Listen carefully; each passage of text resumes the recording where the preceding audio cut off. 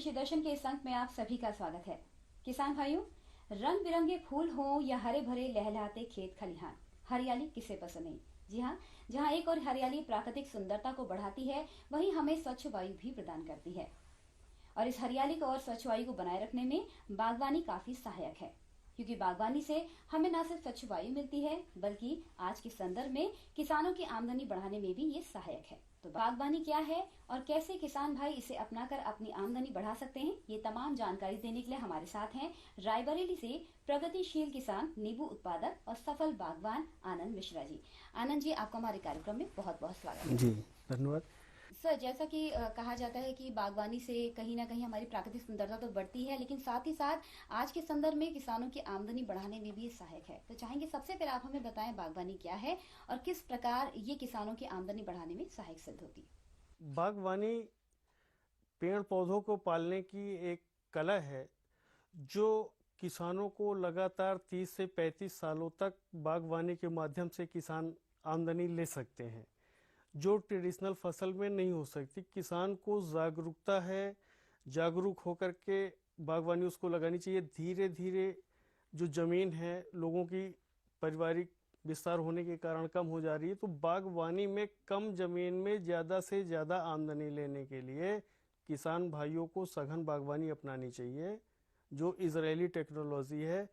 10 by 10 feet पे line से line की दूरी रखते हैं और पेड़ से पेड़ की दूरी को हम लोग 10 फीट पे रखते हैं, जिससे 1 एकड़ में लगभग 400 पौधे आते हैं।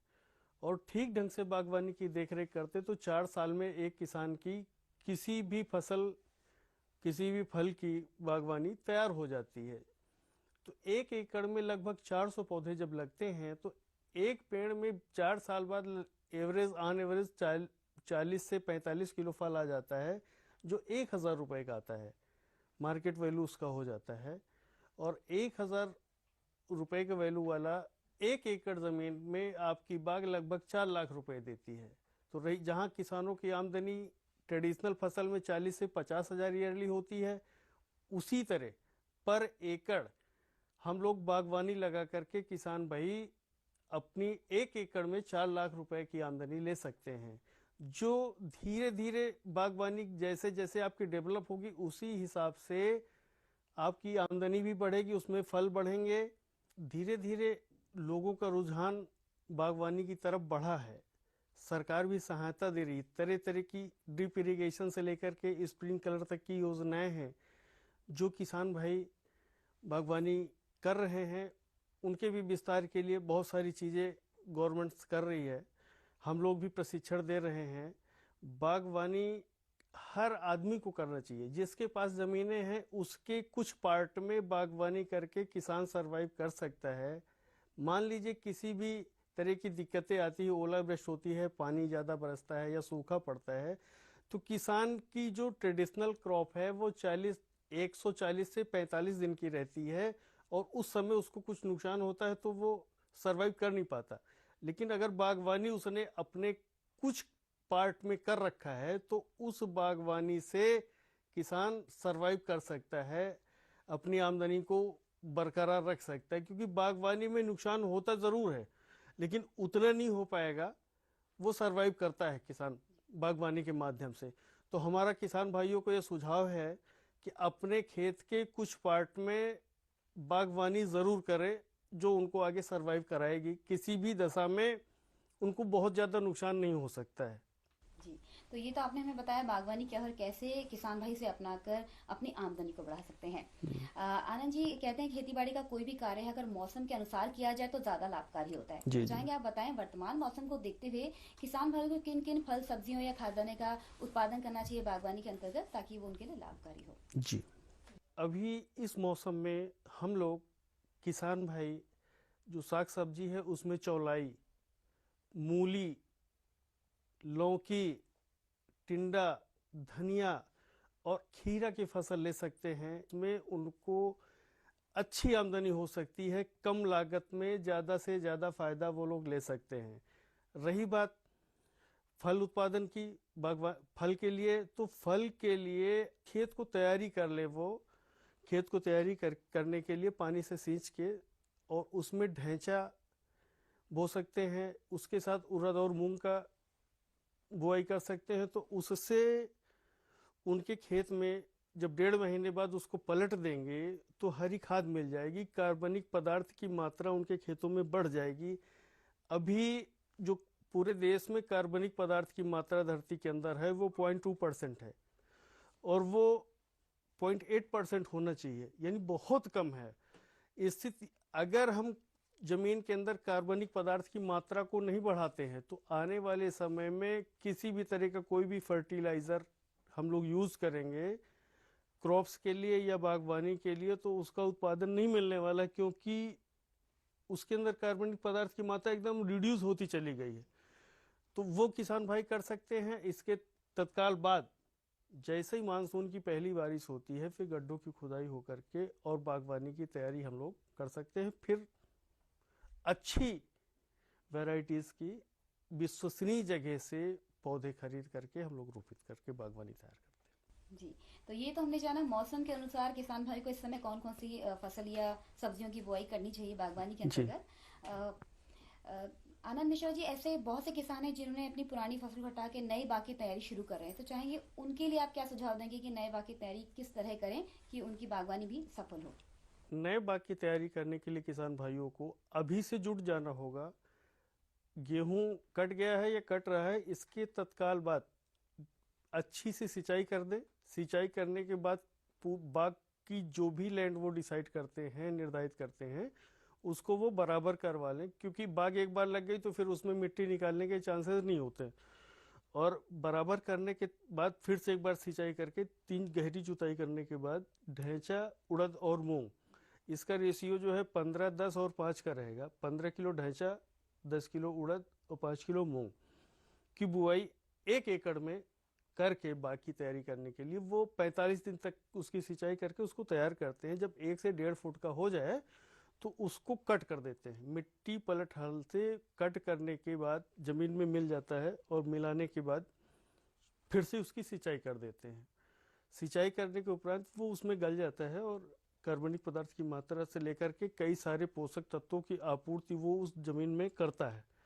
जब वो कर दे तो इसके बाद आप गड्ढे खोदिए, 2 फीट गहरा 2 फीट चौड़ा गड्ढे खोद करके उसकी मिट्टी निकाल दीजिए, और सड़ी हुई गोबर की खाद, एकदम सड़ी हुई, मतलब उसमें अब सड़ने की गुंजाइश ना हो वैसा, क्योंकि अगर सड़ी नहीं है तो व्हाइट गर्भ पैदा हो जाएगा और वो जो है कीड़ा आपकी बाग को नुकसान पहुंचाता है भविष्य में। तो एकदम सड़ी हुई गोबर की खाद उसमें मिला के गड्ढे को पाट दीजिए, और पाटने के बाद जैसी मानसून की पहली बारिश हो, दूसरी बारिश हो, जब धरती ठंडी हो जाए, झमाझम बारिश होने के बाद आप पौधे पहले से बुक करके रखिए, विश्वसनीय जगह से ले आइए और उसको लगाइए। लगाने के बाद आपको तत्काल ध्यान ये रखना होगा, जब भी जिस दिन भी पौधा लगेगा उसको सिंचाई होनी चाहिए। अगर बारिश हो रही है तो बहुत अच्छा है, अगर बारिश नहीं हो रही है तो आपको पानी उसी दिन देना है, और गड्ढे को दबा देना है कि उसमें और ज़्यादा बाहर पानी जड़ों को नुकसान न पहुंचाने पाए कि फंगल इन्फेक्शन हो जाए। तो इस तरह बाग की रोपाई हम लोग कर लेते हैं, और मानसून का सीजन 4 महीने के लगभग रहता है, तो उस समय सिंचाई की जरूरत बाद में आपको नहीं पड़ने वाली। लेकिन अगले के जो महीने आएंगे उस मौसम को देखते हुए किसान भाई बाग में पर्याप्त नमी रखने की कोशिश करेंगे, और नमी रहते हुए आपके पौधे कल्ले निकलने लगेंगे, बाकी बाग तैयार होने चली हो जाएगी। जी, तो ये तो आपने हमें बताया नए बाग की तैयारी किस प्रकार करनी चाहिए। मिश्रा जी, आमतौर पे हम देखते हैं कि खेती बाड़ी का कोई भी कार्य हो तो इसमें मिट्टी की जांच आवश्यक मानी जाती है, जिससे जो भी हम फसल उत्पादन कर रहे हैं तो कोई नुकसान ना हो आगे को। तो जानना चाहेंगे बागवानी में जो हम कार्य कर रहे हैं इसके लिए भी क्या मिट्टी की जांच जरूरी होती है, अगर होती है तो प्रक्रिया क्या है। चाहे हम बागवानी करते हैं चाहे क्रॉप से लेते हैं, मिट्टी की जांच बहुत आवश्यक है, जिसमें हमको ये पता लग जाता है कि जो भी हमारे खेत की मिट्टी है, बाग की मिट्टी है, उसके अंदर कौन कौन से पोषक तत्वों की मात्रा कम है। तो वो जांच करा लेने से हमें बेनिफिट रहता है, और उसकी प्रक्रिया में किसान भाइयों को समझाता हूँ। आप अपने खेत को चिन्हित कर लें जितने एरिया का है, और उसके चारों कोने से 1 फीट नीचे गड्ढा खोदे खुरपा की सहायता से, और बीच में खोदे। तो 1-1 केजी मिट्टी 5 जगह से निकाल करके पॉली बैग में मिक्स कर लें, और जब 5 किलो मिट्टी में से पूरा मिक्सअप हो जाए तो सिर्फ 1 किलो मिट्टी ले जा करके लेबोरेटरी में अपनी जांच करवा सकते हैं। और जब वहाँ पे जांच हो जाएगी तो आपको रिपोर्ट मिल जाएगी कि इसमें कौन कौन से जो पोषक तत्व तो 16 तरह के हैं, जिसमें आयरन है, कॉपर है, ऐसे करके बहुत सारे पोषक तत्व हैं 16 तरह के। तो उसमें से जिसकी जिसकी जो मात्रा कम होती है उसको वो लोग सुझाव देते हैं कृषि वैज्ञानिक, और उसको हम लोग पूरा कर देते हैं।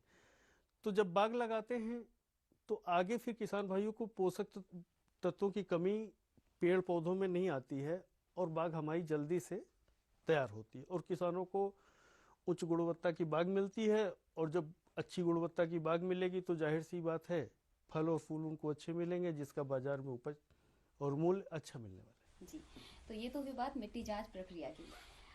मिश्रा जी कहते हैं अच्छी सिंचाई मतलब अच्छी उपज। जी हाँ, क्योंकि अच्छी फसल के लिए सिंचाई समय समय पर होना बहुत जरूरी है। तो चाहेंगे आप हमें बताएं कि बागवानी द्वारा अगर हमें सिंचाई करनी, अच्छी उपज पानी है, तो इसके लिए सिंचाई व्यवस्था किस प्रकार की होनी चाहिए? बागवानी में पौधे लगाने के तत्काल बाद आपको पानी देना है। पर्याप्त नमी बनाए रखने की कोशिश आपको पूरे साल रखनी है। पहला साल बहुत कीमती होता है। मानसून की सीजन में लगाएंगे तो 4 महीने तक बहुत कम पानी लगेगा अगर बारिश बराबर हो रही है।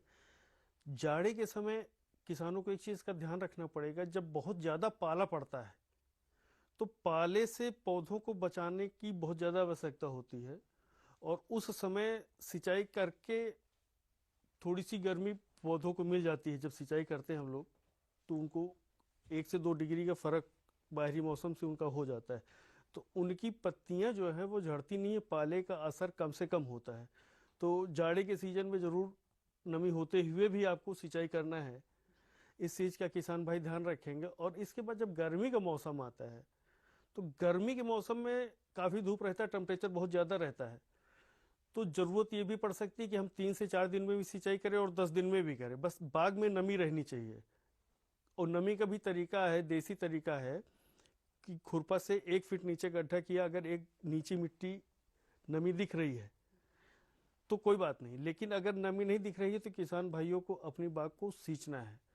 और एक चीज़ का हर समय पेड़ पौधों से लेकर के सब्जी तक में आपको ध्यान देना है सिंचाई का। मैं आपको बताता हूँ कि बगैर पानी के जो उनका सर्कुलेशन है अंदर का, न्यूट्रिशंस का खाने का जो पदार्थ है उनका, वो हो नहीं पाएगा।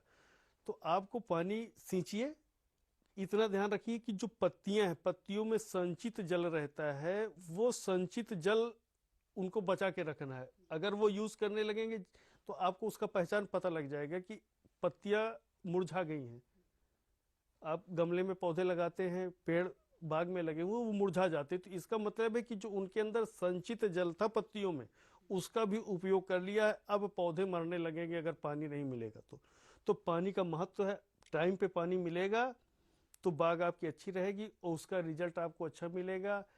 पेड़ अच्छा हरियाली रहेगा, क्लोरोफिल अच्छा बनेगा, प्रकाश संश्लेषण क्रिया अच्छी होगी, फल फूल अच्छे से आएंगे।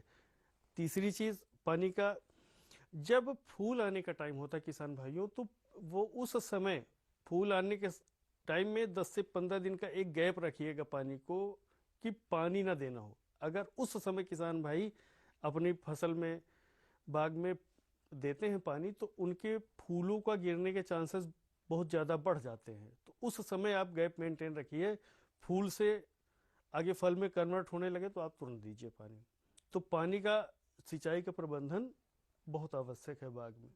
जी, तो ये तो हमने जाना बागवानी करते समय सिंचाई व्यवस्था किस प्रकार की होनी चाहिए। जी आनंद मिश्रा जी, जैसा कि हम जहाँ तक जानते हैं आपने नींबू उत्पादन में सफलता प्राप्त की, जिसके लिए आप बधाई के पात्र भी हैं। धन्यवाद। लेकिन अब हम जानना चाहते हैं कि आपने जो नींबू उत्पादन किया, इसमें सफलता प्राप्त की, इसके पीछे का कारण क्या है? आपने क्या क्या चीजें ऐसी प्रयोग की जिससे आपको इसमें सफलता मिली? तो हम चाहेंगे और किसानों को भी आप इस बारे में बताएं। काफ़ी अनुसंधान करने के बाद हम नींबू की बाग की तरफ गए और शुरुआत वहाँ से किया। तो कहते हैं ना किसान भाइयों को कोई ना कोई चीज़ मन से करनी चाहिए, तो हमने मन से किया, कोई हिसाब किताब नहीं रखा और बागवानी को सर्च करके नींबू की बागवानी लगाए। और शुरुआत करते करते आज अच्छे दिन पे हम लोग हैं। बाग तैयार किया, कृषि वैज्ञानिकों से सलाह लिया, हमें आसपास की जितने भी कृषि विभाग है उनसे सब में हम टच में रहे, जो भी उनकी सलाह थी उसको हमने माना, पौधों को रोपित किया जैसा कि अभी हमने बताया पूरा। सिंचाई का प्रबंधन किया, उर्वरक का प्रबंधन किया, सब कुछ किया। बस एक चीज़ किसान भाइयों मैं कहना चाहता हूँ जो मेरी सफलता का राज है, और मैं चाहता हूँ कि ऐसा हर किसान करे। किसान एक चीज़ का हिसाब रखता है कि कितने का यूरिया डाल दिया, कितने का बिक गया। जो उसे हिसाब रखना चाहिए वो चीज़ मैं बताता हूँ। एक 20 रुपए की डायरी खरीदे, उस डायरी में किसान भाइयों एक साल का जो भी आप फसल ले रहे हैं, बागवानी कर रहे हैं, एक डाटा रख लीजिए कि फला तारीख को ये दिक्कत आई हमारे बाग में या क्रॉप में, तो हमने ये दवाई डाला और उससे ये इस तारीख को ठीक हो गया। ये नोट करिए जो मेन पॉइंट्स होते हैं। तो एक साल का जब डाटा होगा तो जो भी आप फसल ले रहे हैं वो आपको डायरी में मेंटेन हो जाएगा। अब दूसरे साल में जब आएंगे तो होगा क्या, आपको डेट पता है कि इस तारीख को इस फसल में ये बीमारियां आई थी, तो उस समय आप जो है करेक्टिव एक्शन में नहीं होंगे, प्रिवेंटिव एक्शन में होंगे। आपको पता कि इस तारीख को आई, उसके 4 दिन पहले आप उस दवा का छिड़काव कर सकते हैं, उस उर्वरक का प्रयोग कर सकते हैं, यानी बीमारी आ ही नहीं पाएगी पौधों में।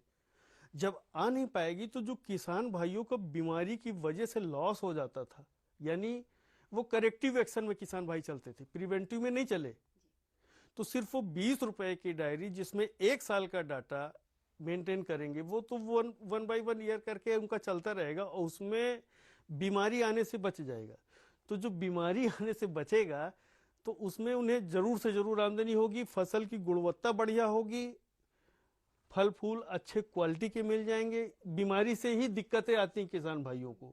बैगन लगाया उसमें फल छेदक घुस गया, अमरूद लगाया उसमें बारिश वाले सीजन में अमरूद में कीड़े लग जाते हैं। तो वो जब आपको पहले से पता है कि इसमें बारिश के सीजन में फला तारीख के आसपास बारिश आती है, उसमें कीड़ा लगता है, तो आप फोरामैन ट्रैप लगा सकते हैं जिसके अंदर कीड़े फंस जाएंगे। दवाई का छिड़काव की भी जरूरत नहीं होती है। तो वो सब चीजें सिर्फ 20 रुपए की डायरी किसान भाई करेक्टिव एक्शन पे न जाकर के प्रिवेंटिव एक्शन पे हमारी तरह चलेंगे तो मुझे उम्मीद है आप भी देश के सफल किसान और बागवान होंगे। तो मिश्रा जी, ये तो आपने बहुत ही अच्छी जानकारी हमें दी, क्योंकि समय हमें कह रहा है कि हमें समय से ही इजाजत लेनी चाहिए, लेकिन चाहेंगे चलते चलते आप सभी किसान भाइयों को बताएं कि बागवानी करते समय किन विशेष बातों का ध्यान हमें रखना चाहिए। बागवानी करते समय सबसे पहला तो आपको पौधे का जो चयन है वो किसी विश्वसनीय जगह से ही आपको लेना चाहिए, क्योंकि 30 से 35 साल बागवानी चलने वाली है आपकी। उसमें फिर एक बार बाग लगने के बाद फिर कोई चांस सुधार का नहीं हो सकता। पहला चीज तो ये रहा। दूसरा ये रहा कि जो भी किसान बाग लगाते हैं वो जमीन समतल होनी चाहिए। बाग लगने के बाद उसमें से मिट्टी खोद करके समतल करना मुश्किल काम है। तो ये 2 बातों का किसान भाई ध्यान रखेंगे और लाइन से लाइन की दूरी मेंटेन रखेंगे तो मुझे पूरा विश्वास है कि उनकी बाग अच्छी से चलेगी। जी, तो आनंद मिश्रा जी, आप हमारे कार्यक्रम में आए, आपने बागवानी को लेकर इतनी महत्वपूर्ण जानकारी हम सबको दी, इसके लिए आपका बहुत बहुत धन्यवाद। जी नमस्कार जी। तो किसान भाइयों, उम्मीद है कार्यक्रम में दी गई जानकारी से आप लाभान्वित हुए होंगे। कृषि दर्शन के किसी और अंक में नवीन जानकारी के साथ आपसे फिर मिलेंगे, तब तक के लिए दीजिए अनुमति। नमस्कार।